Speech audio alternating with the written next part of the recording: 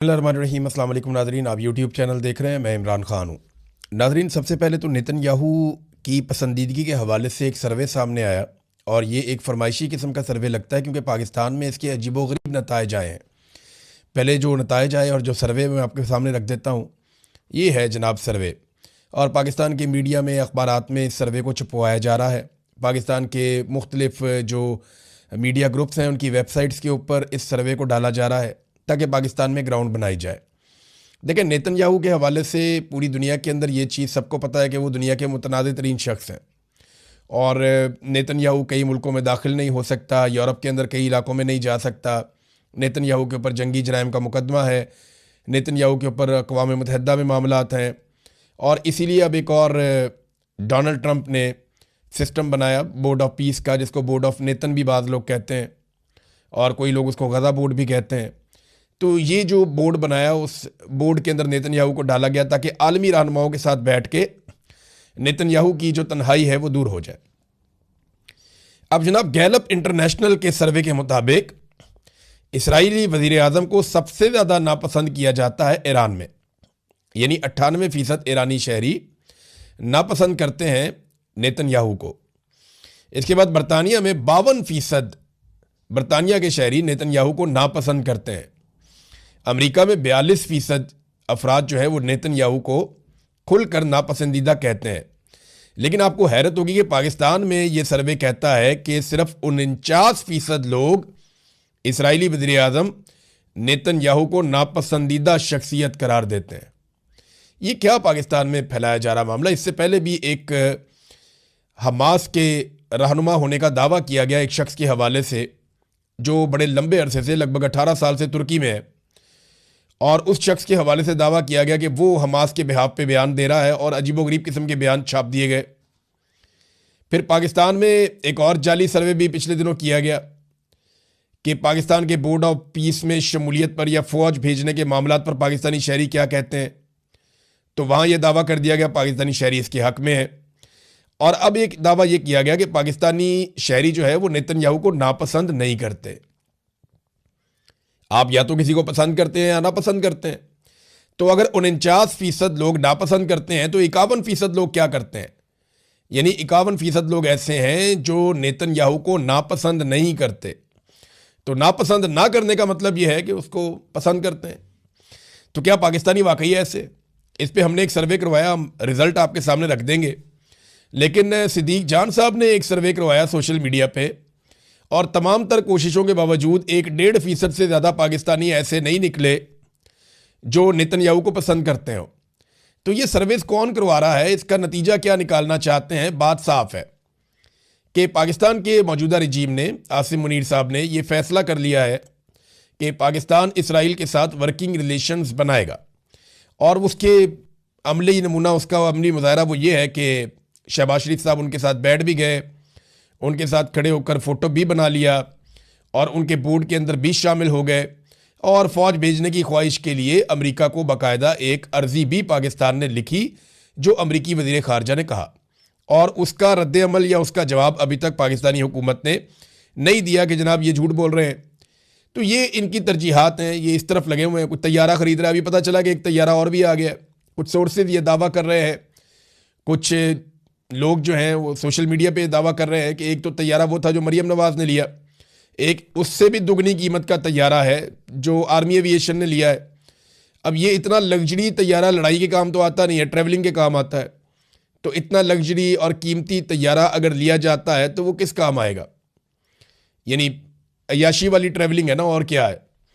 तो उसमें अब यानी मिलिट्री एविएशन को इस तरह के तैयारे की क्यों ज़रूरत पेश आई? ये सवाल अगर पाकिस्तान में कोई पूछेगा तो वो जबरी तौर पे लापता कर दिया जाएगा और उसको तशद्दुद का निशाना बनाया जाएगा, उसको और उसके ख़ानदान को इबरत का निशान बना दिया जाएगा। लिहाजा मरियम नवाज़ के तैयारे के बारे में तो पूछा जा सकता है, लेकिन मुबैना तौर पे जो आसिम मुनीर साहब का तैयारा है उसके बारे में सवाल नहीं किया जा सकता फिर, अगर तो ये तैयारा लिया गया है। क्योंकि मेरे पास डायरेक्ट इत्तला इसके बारे में कोई नहीं है। जो इन्फॉर्मेशन मुझे मिली है वो सोशल मीडिया के कुछ क्रेडिबल लोग हैं वो उसके ऊपर कह रहे हैं, कुछ ऐसे लोग हैं जिनकी क्रेडिबिलिटी नहीं भी है वो भी इसके बारे में कह रहे हैं। बहरहाल ये खबर तो आई है। और देखें, जहाँ धुआं होता है वहाँ आग तो लगी होती है ना, ऐसे तो नहीं हो जाता। और ये बताया जा रहा है कि ये तैयारा गल्फ स्ट्रीम का उससे भी महंगा और डबल कीमत का तैयारा है। बहरहाल इमरान खान साहब को 25 तारीख को इंजेक्शन लगाया जाएगा, ये हुकूमत ने दावा किया था। हो सकता है 24 को ही खामोशी से निकाल के लगा दिया जाए, अपोजिशन 25 का इंतजार करती रहे, हो सकता है, ये भी हो सकता है। देखिए ये हुकूमत कुछ भी कर सकती है। अगर इमरान खान साहब मान गए तो फिर तो ये उनको इंजेक्शन कहीं पे भी ले जाके लगा देंगे। लेकिन अगर इमरान खान साहब ने ये कहा कि मैं इंजेक्शन नहीं लगवाता, देखिए ना ये ऑप्शन है ना। एक तो इमरान खान साहब को फिक्र है अपनी आंख की और वो ये चाहते हैं उनकी आंख ठीक हो, तो उन्हें ये रिस्क नहीं लेना चाहिए कि उनकी फैमिली को बुलाते हैं या नहीं बुलाते, उन्हें कोऑपरेट करना चाहिए इलाज के लिए। लेकिन एक पॉसिबिलिटी ये भी है कि वो कहें कि मैं इंजेक्शन लगवाता ही नहीं जब तक कि मेरी फैमिली नहीं आ जाती, मेरे डॉक्टर्स नहीं आ जाते, मुझे उनसे बात करनी है, तो फिर इनको मिलवाना भी पड़ेगा। तो ये एक अजीबोगरीब सूरत हाल है। बहरहाल कहाँ लेकर जाते हैं, किस तरह लेकर जाते हैं, किस तरीके से करते हैं, हम कुछ कह नहीं सकते। लेकिन 25 तारीख का दावा किया जा रहा है और तहरीके तहफ़्फ़ुज़ आईन पाकिस्तान ने मुतालबा किया है कि शिफा इंटरनेशनल अस्पताल में लाया जाए, वहाँ पे ये प्रोसीजर किया जाए और डॉक्टर आसिम और डॉक्टर फैसल की मौजूदगी में ये होना चाहिए। जबकि तहरीक इंसाफ और इमरान खान साहब की फैमिली का मुतालबा है कि इमरान खान साहब की बहनों को या फैमिली को भी वहाँ पे होना चाहिए। अब नाजरीन इस मामले में अयाज सादिक साहब की भी एंट्री हो गई है। अयाज सादिक साहब कहते हैं, ये स्पीकर हैं कौमी असम्बली के, कि मुल्क से मैं बाहर था जब डॉक्टर ने इमरान खान को देखना था, मुझे मोहसिन नकवी का फ़ोन आया, मैंने बैरिस्टर गौहर को पैगाम दिया कि मर्ज़ी के डॉक्टर्स और फैमिली मेम्बर्स का नाम दे दें। मैंने कॉन्फ्रेंस कॉल में कहा कि गौहर साहब आप चले जाएं, ताख़ीर से हम मुआयना शुरू कर देंगे, आप आ जाएं। डॉक्टर कहेगा तो 1 महीने के लिए अस्पताल में शिफ्ट कर देंगे, अगर डॉक्टर नहीं मानेंगे तो फैसला कानून के मुताबिक होगा। अयाज सादिक साहब का इस सारे मामले में क्या लेना देना? देखिए अयाज सादिक साहब एक ऐसी शख्सियत है जिन्हें इस्तेमाल कर लिया जाता है राब्तों के लिए, मुज़ाकरात के लिए, बातचीत के लिए। ये उन लोगों में से एक है और एस्टेब्लिशमेंट जो है वो इनके साथ कंफर्टेबल रहती है। मोहसिन नकवी जैसे लोग भी इनके साथ कंफर्टेबल रहते हैं। लेकिन सवाल ये पैदा होता है कि इमरान खान साहब का तो इलाज करना है उनकी बीमारी का, और फैमिली का ये हक है और इमरान खान साहब का ये भी हक है कि उनके ज़ाती मुआलिजीन उस इलाज के बारे में ना सिर्फ सब कुछ जाने बल्कि वो उनके टेस्ट करवा के ये पता कर सके कि इमरान खान साहब के साथ एक्चुअली हुआ क्या। अब इन चीज़ों को छुपाया जा रहा है।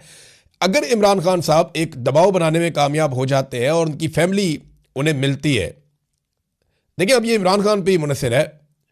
मिलिट्री एस्टेब्लिशमेंट को अगर कोई दबा सकता है तो बाहर से दबाने वाला काम तो तकरीबन आप समझ लें अभी बंद है।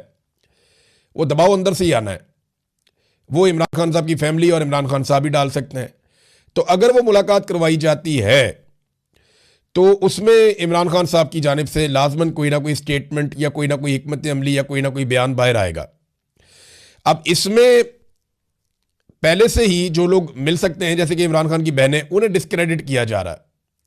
मैंने आपको पहले भी ये बात बताई थी कि इमरान खान साहब की बहनों को डिस्क्रेडिट करने पे सारे के सारे लोग लगे हुए हैं ताकि अगर मुस्तकबिल करीब में इलाज की वजह से या ईद की वजह से इमरान खान साहब की मुलाकात हो जाती है अपनी फैमिली के साथ, तो जो भी पैगाम बाहर आए तो पहले से ही उस पैगाम को मुतनाज़ बनाया जा सके। कुछ लोग दावा कर रहे हैं कि अलीमा खानम को गिरफ्तार कर लिया जाएगा, लेकिन इमरान खान की बाकी 2 बहनों का क्या किया जाएगा और जो बाकी रिश्तेदार और लोग हैं उनका क्या किया जाएगा?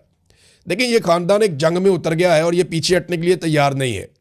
तो एस्टेब्लिशमेंट को ही इमरान खान से बात करनी पड़ेगी और कोई रास्ता निकालना पड़ेगा, वरना ये मामला तूल पकड़ता जाएगा और नुकसान पाकिस्तान का हो रहा है। देखें ना, अली अमीन गंडापुर और शेर अफजल मरवत, इन दोनों की हालत रेहाम खान जैसी हो गई है, जैसी हालत रेहाम खान साहिबा की तलाक के बाद हुई थी, जिन्होंने कीड़े निकालने के लिए किताब तक लिख दी थी। लेकिन देखें ना, बाद में तो पछतावा ही होता है। अगर रेहाम खान साहिबा इमरान खान साहब की अहलिया होती हैं और वो तलाक ना होती है, जिसकी वजह से रेहाम खान साहिबा के अंदर इतनी नफरत पैदा हुई कि इमरान खान ने उन्हें छोड़ दिया कि उन्होंने बाद में किताब ही लिख दी, तो वो खातून अव्वल भी बन सकती थी। अब यही चीज़ शेर अफजल मरवत और अली अमीन गंडापुर के लिए भी है कि अगर इमरान खान साहब ने उनको हटा दिया तो वो तलाक याफ्ता रेहाम खान बनने की बजाय वो बेहतर परफॉर्म कर सकते थे और वो कुछ ऐसी कोशिश कर सकते थे जिससे हालात बेहतर हो। लेकिन इन्होंने नफरत फैलाई और लगातार नफरत फैलाते चले जा रहे हैं, फैलाते चले जा रहे हैं। दूसरी जानिब पाकिस्तान की हुकूमत के हालात ये हैं नाजरीन के पाकिस्तान में लगातार गुर्बत बढ़ती चली जा रही है। इसका एक और डाटा है मेरे पास, वो डाटा ये बताता है कि सबसे ज़्यादा गुर्बत जो पाकिस्तान में बढ़ी है वो पंजाब के अंदर बढ़ी है। यानी 39% के साथ पंजाब गुर्बत में सबसे आगे निकल गया है। ये इजाफा हुआ है गुर्बत के अंदर, सबसे ज़्यादा इजाफा पंजाब में हुआ है, जबकि सिंध दूसरे नंबर पे है और उसके बाद बाकी सूबे आते हैं। देखिए, ये तैमूर सलीम झगड़ा साहब जो है, ये भी इकोनॉमिस्ट हैं, पाकिस्तान तहरीक इंसाफ से इनका ताल्लुक है। इन्होंने एक डाटा दिया और डाटा देखें, ये तो हकायक की बुनियाद के ऊपर है ना। हुकूमत ने जो एक मेयार रखा हुआ है ना गरीब आदमी का, एक गुर्बत की लकीर होती है कि इससे नीचे जो जाएगा वो गुर्बत की लकीर से नीचे चला जाएगा, वो रोटी के लिए भी तरसेगा, और उस लकीर से ऊपर जो आएगा वो गुर्बत की लकीर से नीचे नहीं है। तो गुर्बत की एक लकीर खींची जाती है। बैनुल अक़वामी सतह पे जो एक मेयार है गुर्बत की लकीर का, वो $4 रोजाना है। यानी जो शख्स $4 रोजाना कमाता है उसे गुर्बत की लकीर से नीचे तस्लीम नहीं किया जाता। 5, 6, 7, $8 अगर आप कमाते हैं, हालांकि यहाँ पे तो यूके के अंदर अगर आप काम करते हैं तो 1 घंटे की इनकम आपकी $13, $14 इतनी इनकम है 1 घंटे की। और अमेरिका भी ऐसे ही है कि डॉलर्स के अंदर पैसे मिलते हैं फी घंटा काम करने के। लेकिन फिर वहाँ पे ऐसे गरीब नहीं हो सकते ना लोग। अब ये गुर्बत की लकीर से नीचे वो लोग हैं, आलमी सतह का जो मेयार है, जो $4 रोजाना से कम कमाते हैं, जबकि पाकिस्तान ने जो रखा हुआ है वो $1 रखा हुआ है। लेकिन हमने तो अपना मेयार ही दुनिया से तब्दील किया हुआ है ना। जो आलमी मेयार है वो $4 का है, पाकिस्तान ने $1 का रखा हुआ, और ये $1 के मुताबिक पाकिस्तानी गवर्नमेंट अदादोशुमार जारी करती है। और अगर आप आलमी मेयार के मुताबिक देखें तो पाकिस्तान का हर दूसरा शख्स गुर्बत की लकीर से नीचे जिंदगी गुजार रहा है, क्योंकि पाकिस्तान में ज्यादातर लोग ऐसे हैं जो रोजाना $4 नहीं कमा पाते। ये हालात हैं नाजरीन पाकिस्तान के, और जो उन्होंने किए। और इतनी गुर्बत वाले सूबे के अंदर जहां सबसे ज्यादा गुर्बत बड़ी है, उन्हें जहाज चाहिए इंजॉय करने के लिए, अय्याशी करने के लिए। और अब ढिठाई के साथ कह रहे हैं जनाब हमने ले लिया तो क्या हुआ। वो अज़मा बुखारी वो स्टेटमेंट देने के बाद ऐसी गायब हुई है, वो झूठ पे झूठ, झूठ पे झूठ। ये इंफॉर्मेशन मिनिस्टर है या डिस इंफॉर्मेशन मिनिस्टर है? इन्होंने इतने झूठ बोले हैं कि पीका का कानून इनके ऊपर लगता ही नहीं है। कोई कानून पीका का इन पे नहीं लगता। वो दोनों बहनों को उठा के सनम जावेद को, फलक जावेद को अंदर डाल दिया। वो इनसे ज्यादा काबिल भी हैं और उनके ऊपर कोई ऐसा केस बनता भी नहीं है, लेकिन उनके ऊपर केस डाल दिया और खुद ये झूठ बोलती हैं, इनके ऊपर केस ही नहीं डलता। अब जनाब ये रमजान के अंदर जो अफ्तारियां आम लोग भी कर रहे थे ना, वहां जाके भी ये अपनी फोटो चिपका के आ जाते हैं कि जनाब ये अफ्तारी जो है ना, यही सैलाब में इन्होंने किया था। जो भी शख्स मदद करने जाता था उसके कैंप के ऊपर जाके मरियम नवाज के फोटो चिपका देते थे कि ये मरियम नवाज ने किया है। अब जो भी शख्स अफ्तारी करवाता है उसके ऊपर जाके मरियम नवाज का फोटो चिपका देते हैं। कुछ जगह पे जहां सरकार अफ्तारी करवा रही है वहां पे 2 पकौड़े, 1 सेब, 1 केला और 2 खजूरें रख के उस प्लेट के ऊपर, पकौड़ों के ऊपर मरियम नवाज का फोटो लगा दिया।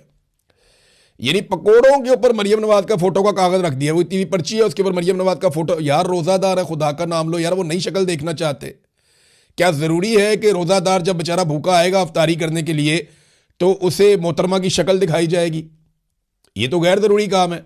अब उसको टिकटॉक का शौक ही ना हो रोजादार को, तो आप उसको क्यों दिखा रहे हैं ऐसी शक्लें? ये बड़ा नामुनासिब है, रोजादार के साथ ज्यादती है कि उसकी प्लेट के अंदर खातून की शक्ल रख दी जाती है, जो बहुत ही नामुनासिब है, बहुत ही घटिया हरकत है। लेकिन ये इनकी प्रायोरिटीज हैं। और हालात लॉ एंड ऑर्डर के ये है कि पाकिस्तान के अंदर इंसानी हकूक के मामलात के ऊपर तहकीक करने के लिए एक PhD स्कॉलर आता है कनाडा से, हमजा खान। ये शख्स पाकिस्तान में आता है, कैनेडियन नेशनल है, हमजा खान इसका नाम है। ये PhD कर रहा है कनाडा की एक बड़ी यूनिवर्सिटी से, और ये अपना थीसिस लिख रहा है इंसानी हकूक के मामलात में। अब ये शख्स जब पाकिस्तान आता है तो इसको अगवा कर लिया जाता है। मेरे ख्याल में इसका थीसिस सबसे बेहतर थीसिस होगा, क्योंकि इंसानी हकूक की पामालियों के मामलात के ऊपर यह काम कर रहा था, तो इसके अपने इंसानी हकूक पामाल हो गए। अब ये प्रैक्टिकली बता सकता है कि जबरी तौर पे गुमशुदगी क्या होती है। अब ये प्रैक्टिकली बता सकता है कि जब आपको अगवा कर लिया जाता है तो फिर आपके साथ क्या होता है। अल्लाह करे ये आदमी कनाडा पहुंच जाए और अपना थीसिस लिखे। लेकिन जब ये बाहर आएगा तो इसका स्टेटमेंट हो सकता है कि ये उस तरह ना दे पाए। लेकिन इस वक्त पाकिस्तान की एजेंसियों पे बहुत दबाव है।